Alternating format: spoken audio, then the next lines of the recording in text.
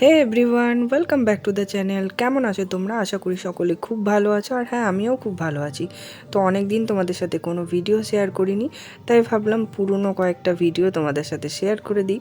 কিছুদিন আগেই ছিল আমার এক ভাসুরের বিয়ে। তো সেই ভাসুরের বিয়ে উপলক্ষে আমরা 20 জানুয়ারি সকালবেলায় স্টেশনে চলে এসেছি সমস্ত ব্যাগপত্র গুছিয়ে নিয়ে। পুরো ফ্যামিলিই যাচ্ছি আমরা। বলতে বলতে ট্রেন চলে এসেছে আর ট্রেনে আমরা উঠেও পড়েছি। যেহেতু মা বাবার দুজনের টিকিট ছিল অন্য জায়গায় আর আমাদের রিজার্ভেশন টিকিট ছিল না, তো ওই কারণে আমরা একটু আলাদা জায়গায় বসেছিলাম আর মা বাবা দুজনে আলাদা জায়গায় বসেছিল। তো ছেলে জেদ করলো যে আমি তোমাদের সাথেই বসবো, তাই দেখো আমাদের সাথে বসেছে আর আমাদেরকে কেমন জ্বলিয়ে পুড়িয়ে খাচ্ছে। তো যাই হোক, বাবার সাথে একটুখানি মজা করছে ও। আমরা যেহেতু ভোরবেলায় উঠেছিলাম তাই চোখে একটু ঘুম ঘুমও ছিল।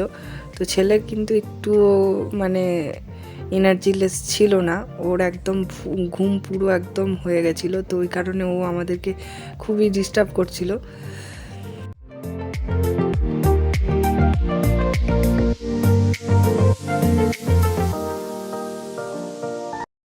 তো জাস্ট আমরা এইমাত্র পৌঁছালাম যেখানে বিয়ে ছিল। জায়গাটা হচ্ছে শ্রীরামপুর। এটা হচ্ছে আমার পিস্তত ভাসুর হচ্ছে। তো যাই হোক, বিয়ে বাড়িতে আমরা পৌঁছে গেছি। এখন দেখো বিকেলবেলা আমি, মা, বাবা এবং আমার ছেলে সবাই মিলে একটু ঘুরতে বেরিয়েছিলাম। তো শ্রীরামপুর শহরটাকে একটু দেখতে বেরিয়েছিলাম যে কেমন। আমি তো বিয়ের আগে কখনো শ্রীরামপুর সেরমভাবে আসা হয়নি আমার। 2-1বার এসেছিলাম, কিন্তু সেভাবে থেকে ঘোরা টোরা কিছু হয়নি। তো যাই হোক, বিয়ের পর এরকমভাবে আসা, অনেকটা সময় হাতে নিয়ে আসা। বিকেলে তো মা বাবার সাথে ঘুরতে গেছিলাম, তারপর সন্ধ্যাবেলায় হঠাৎ বর বললো যে চলো একটু ঘুরে আসি। তো ও নিয়ে এলো। এখানে এসে আমরা একটু মোড়ের মাথায় দাঁড়িয়ে ফুচকা টুচকা খেলাম। সঙ্গে আমার ছেলে তো থাকছেই, ও আমাকে একদমই মানে কাছছাড়া করছিল না ওখানে। যাই হোক, তারপর আমরা এই কাকিমার কাছে একটা চাট খেলাম। এটা খাওয়ার পর আমরা আস্তে আস্তে হাঁটতে হাঁটতে বাড়ির উদ্দেশ্যে রওনা দিয়েছিলাম। দিনটা ছিল আইবুড়ো ভাতের আগের দিন। তো কালকে আছে আইবুড়ো ভাত, সেইটার প্রস্তুতি কিছুটা ছিল। যদিও আমার দায়িত্বে কিছুই ছিল না, মা করছিল, মায়ের দায়িত্বে ছিল রান্নার দায়িত্বটা। তো যাই হোক, তবুও আমাকে তো থাকতেই হবে পাশে। দেখো চাটটা এত সুন্দর বানিয়েছিল না কাকিমা, কি বলবো, খেতে খুবই টেস্টি ছিল। এটা যতদূর সম্ভব আলু চাট ছিল, আমার ঠিক খেয়াল পড়ছে না। যাই হোক, আজ হচ্ছে আইবুড়ো ভাত। এদিকে দেখো রান্না বান্না শুরু করে দিয়েছে। তোমরা একে দেখে ঠাকুমশাই ভেবো না, ইনি হচ্ছেন আমাদের পিসেমশাই। তো যাই হোক, রান্নাবান্না পুরো শুরু হয়ে গেছে। ওদিকে রান্নাবান্না বোধহয় মা করেও ফেলেছে। দেখো দাদা এখানে ধুতি পাঞ্জাবি সব পরছে, খেতে বসবে এবার। আর মা এদিকে খাবারগুলো সব রেডি করছে। মা দেখো কি সুন্দর করে খাবারগুলো সার্ভ করছে। আমার তো খুবই ভালো লাগে, মা এত সুন্দর করে খাবার দেয় খেতে, যে সেটা দেখতেই মানুষের বসেই মনে হবে যে না একটু খাই। এত সুন্দরভাবে সাজিয়ে গুছিয়ে দেয়। আর এই যে বাচ্চাটা দেখছো, এইটা হচ্ছে দাদার মানে কাকার ছেলে। তো এই ছেলেটিও খুব সুন্দর ডেকোরেশন করতে পারে। দেখো কি সুন্দর ফুল দিয়ে ডেকোরেশনটা করে দেবে এখানে। তো সমস্ত কিছু খাবার রেডি করা হচ্ছে, দাদা দাঁড়িয়ে দাঁড়িয়ে দেখছে। আমরা সবাই ছিলাম ওখানে উপস্থিত। যাই হোক, দুপুরবেলায় এটা খাওয়া দাওয়ার অ্যারেঞ্জমেন্টটা টোটালি মা রান্না করেছে। পুরো খাবার দাবার যা দেখতে পাচ্ছ এখানে সবটাই মা রান্না করেছে এখানে। বলে না যে মামার বাড়ির তরফ থেকে আইবুড়ো ভাত খাওয়াতে হয়, তো ওই কারণেই হয়তো মায়ের দায়িত্বে ছিল রান্নাটা। এবং সাজিয়েছেও কত সুন্দর, দেখো এটা মাই সাজিয়ে দিয়েছে পুরোটা।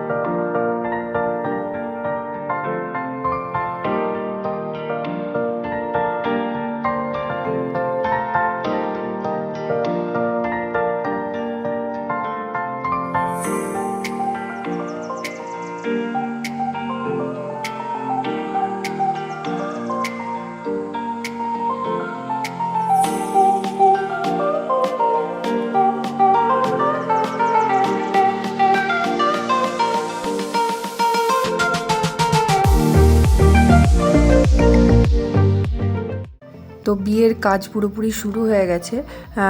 সন্ধ্যে থেকে দেখো সমস্ত অ্যারেঞ্জমেন্ট শুরু হয়ে গেছে। এখানে ছাদনাতলায় একটা আলপনা দেওয়ার ব্যাপার ছিল, সেই আলপনাটা দিচ্ছে। ওদিকে ঘরে তত্ত্ব সাজানোর কাজও শুরু হয়ে গেছে। ওগুলো তোমাদেরকে আমি শেয়ার করতে পারছি না, কারণ ওটা মানে ভেতরের দিকে হচ্ছে, তো ওইদিকে এখন যাওয়া যাচ্ছে না, মানে একদমই ছোট ঘরের মধ্যে, তো ওই জন্য যাওয়াটা ঠিক সম্ভব হচ্ছে না। তো যাই হোক, যতটুকু পারবো আমি তোমাদের সাথে শেয়ার করছি, তোমরা সেটা দেখতে থাকো।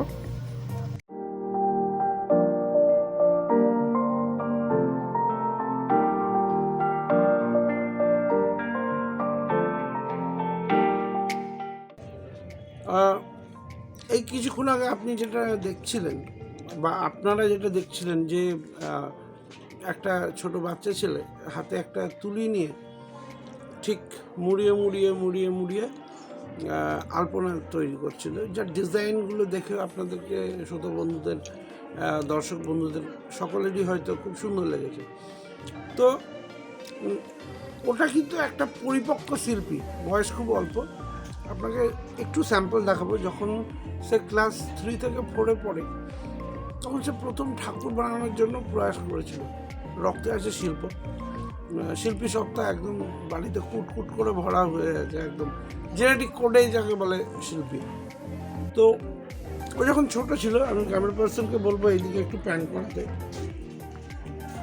যখন ক্লাস 3-4-এ পড়তো, 3-4-এর এটি একটি মানে মূর্তি গড়ায়। তার বাড়ির এই সংগ্রহশালায় সমস্ত মূর্তি কিন্তু ঠাঁই পেয়েছে। আপনারা দেখতে পাচ্ছেন এই মূর্তিটা ও যখন ক্লাস 3-4-এ পড়ে তখনকার মূর্তি, মানে হয়তো তখনও বডির শেপ বা মুখের আয়তন কতটা কি প্রপারলি হওয়া উচিত এই জ্ঞানটুকু হয়নি, না ছিল কোনো ছাঁচ, না ছিল কিছু। হাত দিও না বেটা, হাত দিও না।